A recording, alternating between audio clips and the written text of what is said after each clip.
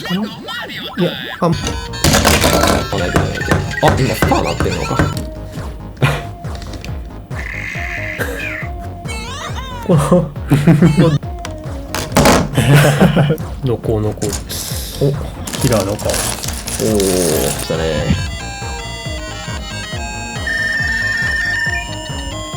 はい、ということで無事に組み上げることができました。このレイアウトは一応カタログに載っていた通りに一回やってみたので、じゃあちょっとこれでどんな風に遊べるかを試してみましょうか。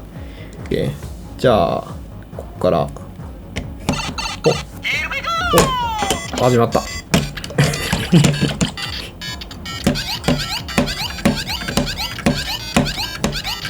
れ何回やったらいいとかはないですかね。あ、一応コインってなりましたね。お、出て、あ、コインがチャリン。あ、これ中心から動いちゃったのか。もうなかなか難しいです。なるほどね、確かに。お、ハテナマークが、コイン10って出ましたね、今。なんかこのハテナマークはなんか何パターンかあるんですかね。ランダムで。そうですね。コイン1枚みたいな時もあるみたいで。で、ここは、残り10何秒って出てます。あ、せかされてますよ。これを倒して、これを踏んで、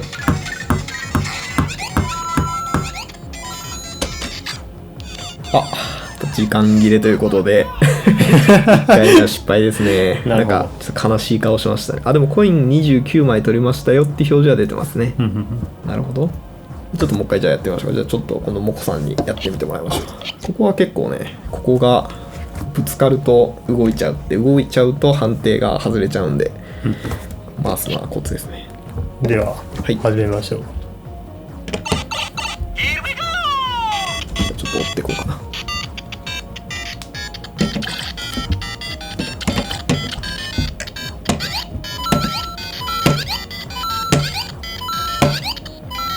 何回でも取れますね。そうですね。だからなんかゴールする中で何個取れるかみたいな感じじゃないかな。だから時間ギリギリまで目いっぱいそこで稼げればってことじゃないですかね。お、結構稼いでますね。大金持ちや。でもあんまりそこで時間使ってるとゴール間に合わなくなっちゃいますよ。まだでもせかされてないから大丈夫。でもせかされるようになって残り15秒なんで結構意外になるほど。時間がないんで。やばい。残り15秒。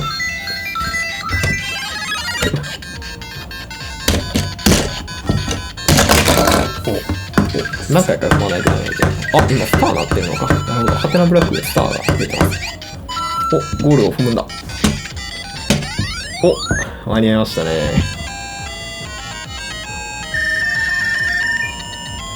コイン55枚。すごいですね。にっこりしてる。かわいい。これだからコインを手に入れると何かあるんですかね。多分あれじゃないですか。そのコインの数を多分競うっなるほどていうのがこのコンセプトだと思うんで、だからゴールの制限時間は60秒だったかな。で60秒の中でいかにコインを取るかっていう戦い方なんで、確かにこれ結構なんかズルしようと思ったらショートカットはできちゃうけど、そのコインをいっぱい稼ぐためにはやっぱりこういろいろとこうクリアしていかないといけないんで、なるほど。そこは確かにゲームとしては成り立つかなって気がしますね。これちなみになんですけど、なんかさっきカタログを見てたらなんか寝かせるとなんかリアクションしてくるらしいので試してみましょうか。どうでしょう。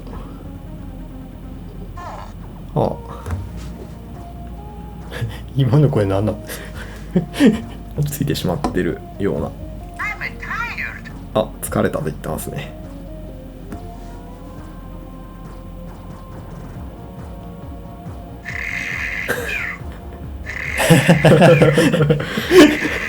なるほど。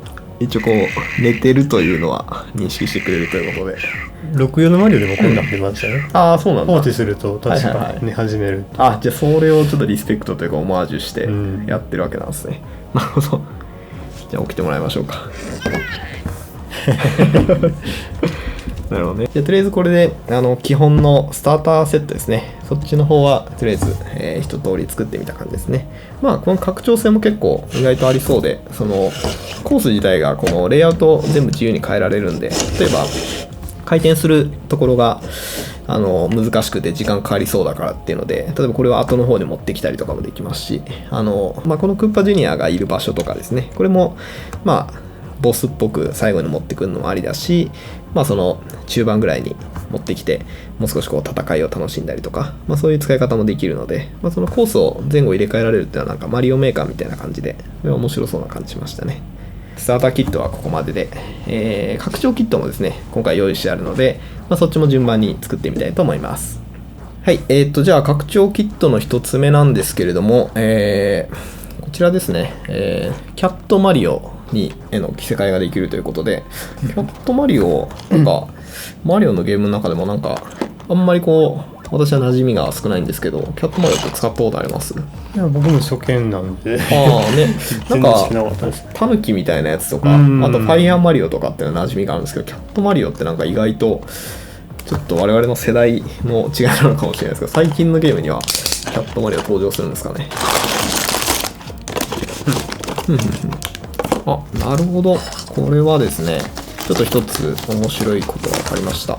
ここの着せ替えのとこなんですけど、なんかその溝みたいなのがこうあるって話をしたと思うんですけど、これ見て分かりますかね。こう溝の切り方というか、出っ張りの場所によって出っ張りが大きくなってるところがあるんですけど、その大きくなってる場所が違うっていう感じですね。で、その多分6個その出っ張りがあるんですけど、その6個の出っ張りの大きさが0110みたいな、その1101とか、なんかそういうその出っ張りの大きいところがどこにあるかによって何を履いているかっていうのをこう認識するみたいな仕組みになってるっぽいですね。ちょっとモクさんも見てみてください。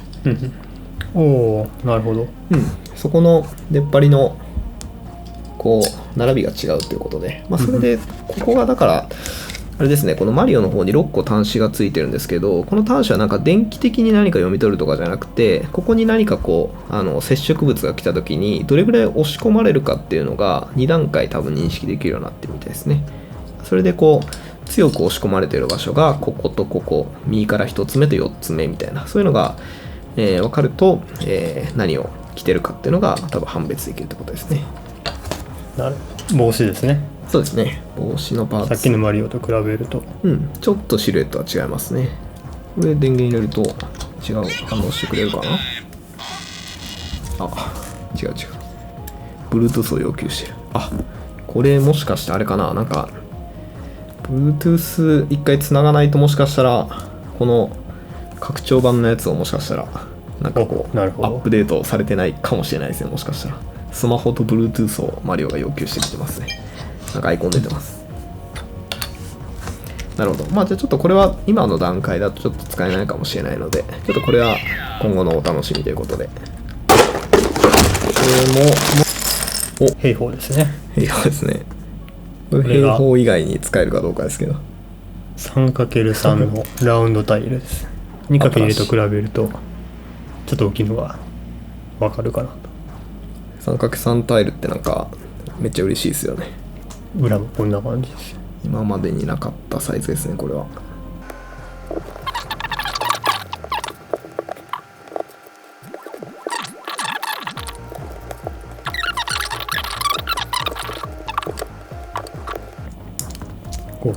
できました。かわいい。いいですね、これ。これはかなりいいですね。これはかなり理想的な兵法ですね。多分ミニマムサイズでこれ以上ちっちゃくするの難しいんじゃないかっていう。見応えありそうな。キラーの顔。プリントされてて、これがキノコの頭の部分。